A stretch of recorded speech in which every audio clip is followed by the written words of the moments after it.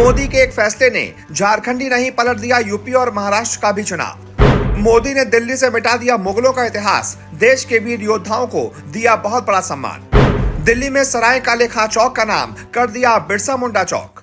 मोदी के एक फैसले से हिल गया पूरा विपक्ष, क्या हो गई इंडिया गठबंधन की हार तय। जी, सियासत में प्रतीकों का बहुत महत्व होता है और प्रधानमंत्री नरेंद्र मोदी ऐसा कोई मौका भी नहीं छोड़ते। चुनाव प्रचार के दौरान वो जहां भी जाते हैं वहां का पहनावा, वहां की बोली और वहां का कल्चर सब कुछ अपना लेते हैं। लेकिन इस बार उन्होंने दिल्ली से झारखंड जीतने की कोशिश की है। दरअसल दिल्ली के सराय काले खां चौक का नाम बदलकर आदिवासियों के देवता बिरसा मुंडा के नाम पर रख दिया गया है।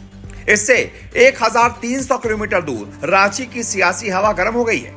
केंद्रीय शहरी विकास मंत्री मनोहर लाल ने भगवान बिरसा मुंडा की 150वीं जयंती के दिन सराय काले खां चौक का नाम बदलकर भगवान बिरसा मुंडा चौक रखने का ऐलान किया।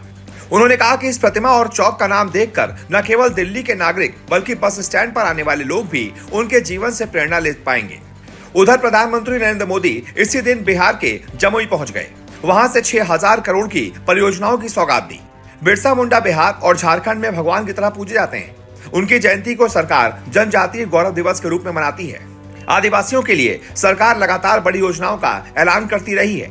उनकी संस्कृति को सहेजने के लिए कई प्रोजेक्ट चल रहे हैं। लेकिन चुनाव से चंद दिन पहले जिस तरह सरकार ने दिल्ली में उस चौक का नाम बदलने का ऐलान किया है, जहां यूपी, बिहार, झारखंड से हजारों लोग रोजाना आते हैं, तो इसके मायने बहुत खास हैं।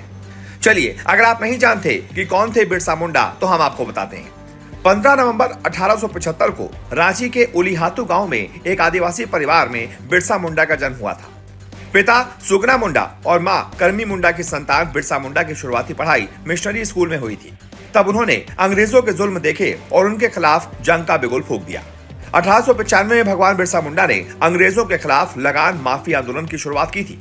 विरोध इतना ज्यादा था कि उन्हें गिरफ्तार कर लिया गया। 1900 तक बिरसा मुंडा और अंग्रेजों के बीच युद्ध होते रहे।